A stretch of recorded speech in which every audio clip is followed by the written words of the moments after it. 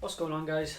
As the title says, this I feel is a successful representation to the Chouffe beer, the Belgian Blonde, or the strong Belgian Blonde Ale. I think it's pretty close, so we'll do a side-by-side, and following this quick brief review we'll go straight into the brew day if you're interested. First one, I promise, if you're interested to try and recreate this yourself.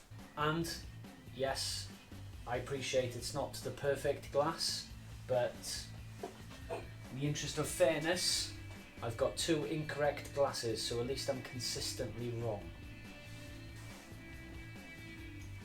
And here is said beer. Chouffe. It's been in my fridge for quite a while. 8% Belgian Blonde beer. And that's it. So let's get into a glass.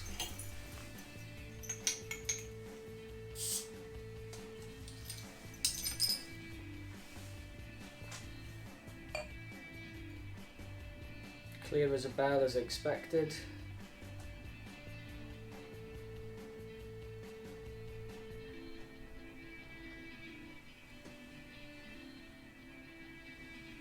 I'm already checking what the difference is between mine. Get some of that sediment in there.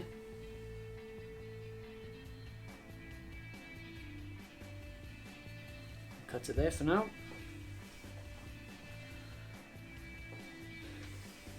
Slightly different colours. I've poured this one about 5 minutes ago. It's quite lively as soon as it comes out the tap, which is ideal for a Belgian. Let's have the original first.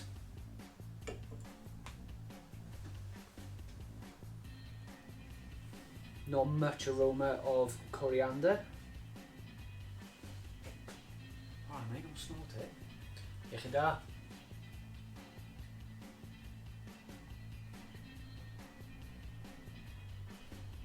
Unmistakable. Unmistakable. Such a well balanced beer. And you'd never guess it's 8% either. What to say about it? You can taste the coriander, taste the Belgian yeast. Classic style. It's a beautiful beer. This isn't just about this beer. I'm not a great beer reviewer, I just know if it's nice or not, and I can probably tell if mine is similar or not, or what the main differences are. Side by side colour, as we said, slightly different. It's pretty damn close though, isn't it? It's my beer. On the aroma, a lot more coriander than the original. Again, it's because it's fresh, it's not been bottled for weeks and months. Yeah, very spicy coriander aroma. Just that slight Belgian funky yeast. Leg je daar.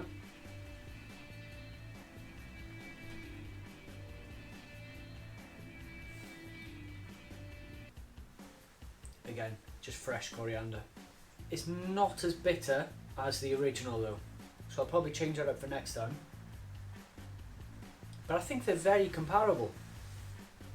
Hence why I've decided to edit the rest of the brew day and put out there for you guys to try yourselves.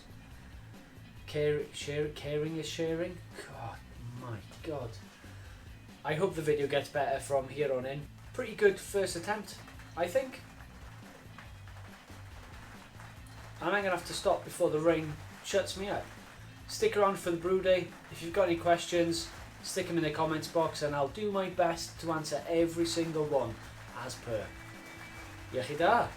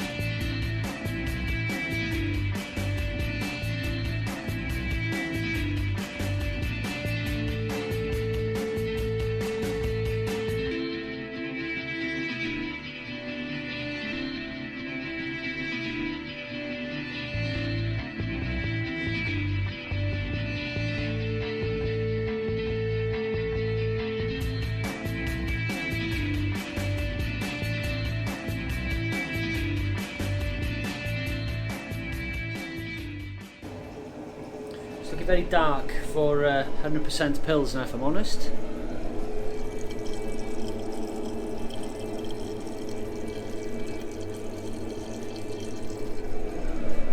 It's not very clear either. It's not very clear either. But let's start the sparge process and ramp it up to the boil.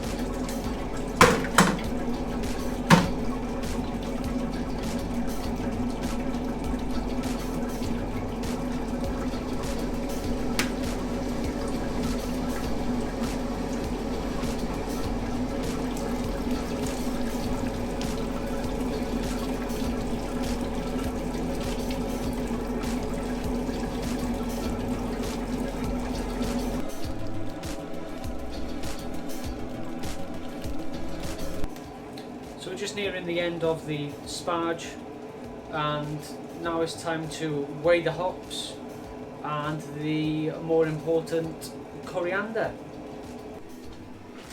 So with this one we are using SARS, and we're going to be using the whole 100-gram pack. That's some I got left over from previous brew, but there's only 60 grams in that one. So we need 50 grams at the start of the boil, which is a 90-minute boil.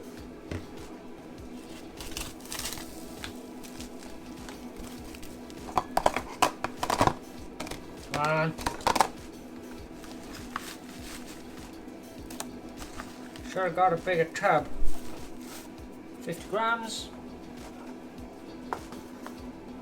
Then we want 25 grams times 2.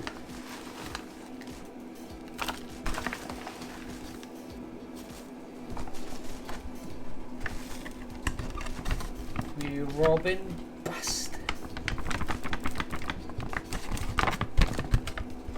Malt Miller, you owe me 6 grams, dude. All my scales could be off. So, like I said, 50 at the start of the boil. Then we need 25 grams at 15 minutes and 25 grams at flame out.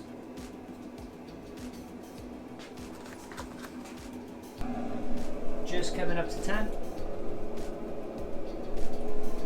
And we've now got all our ducks in a row.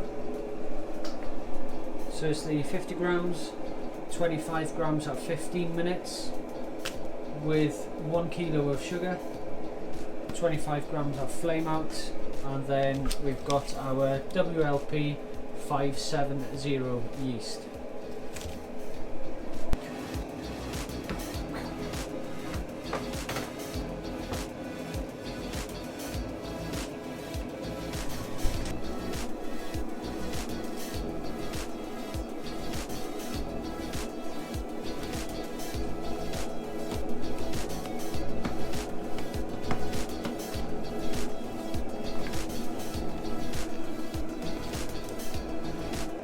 So following the sparge, it looks like the wort has cleaned up quite a bit, or brightened up rather.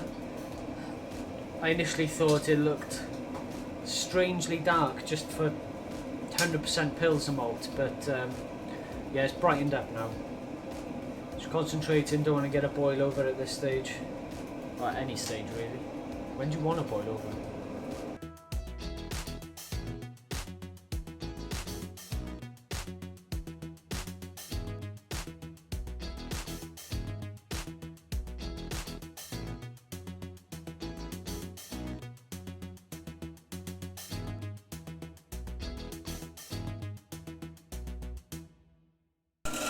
My goodness, this is a long boil, and we've got 15 minutes left of the boil. We're going to check in our hops, our coriander, which is 50 grams here. It smells awesome, and also a kilo of sugar. Just normal caster sugar. That's most of the recipes that I've seen. I suppose it's like a substitute for the Belgian candy sugar, the clear candy sugar. It's a lot cheaper. So in with the coriander.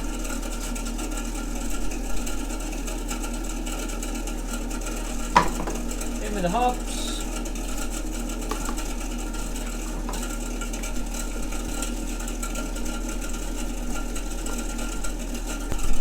And in with the sugar. Woohoo!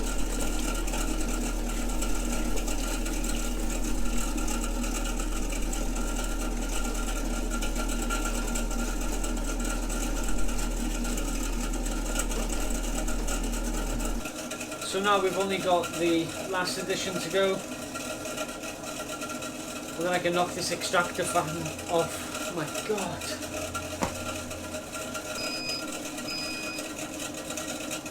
Knock this off. Oh, it's better. Flame out addition. Here we go. 25 grams of SARS.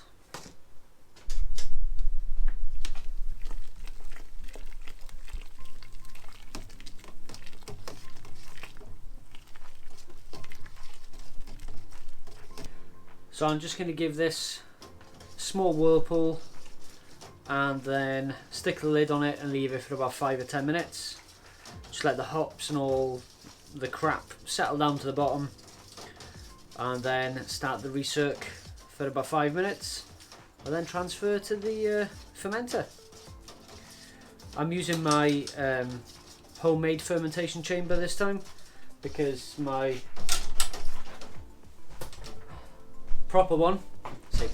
my main fermentation chamber is being used for the pumpkin double, which it's been nearly 24 hours now and it still hasn't started fermenting yet.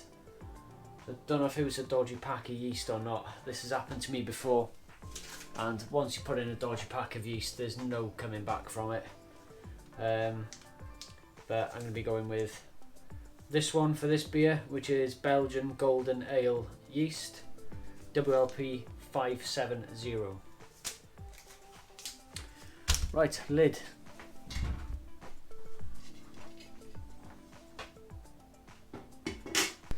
Wow, I tell you what, this wort is crystal clear. It looks beautiful. Check that out.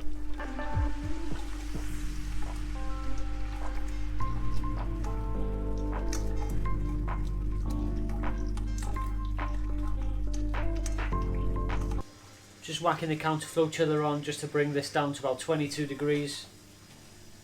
As soon as we got that coming out of the hose, we shall transfer. There's plenty of coriander seeds in there. Okay, we're at 20-21 degrees, that's good enough for me. I'm going to start transferring it now into the fermentation bucket.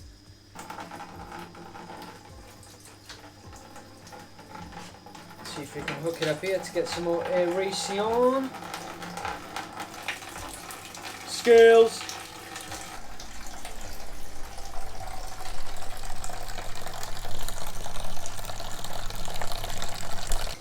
So I might as well pitch the yeast whilst this is aerating.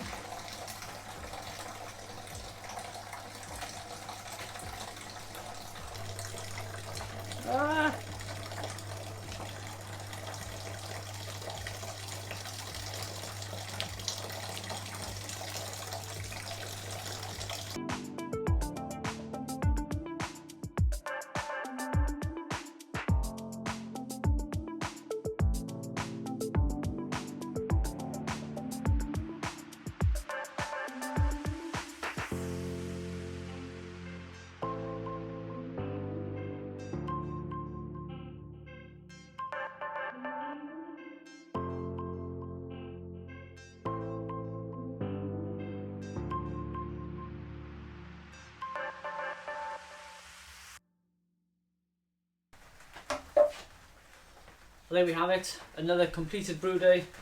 Just got the cleaning up to do next, and fingers crossed that the pumpkin beer is gonna kick off, and obviously now the coriander beer as well. So hope you found that video useful. I'll follow up with a taste test of this beer, how it's turned out, and yeah, so please don't forget to like, comment and subscribe.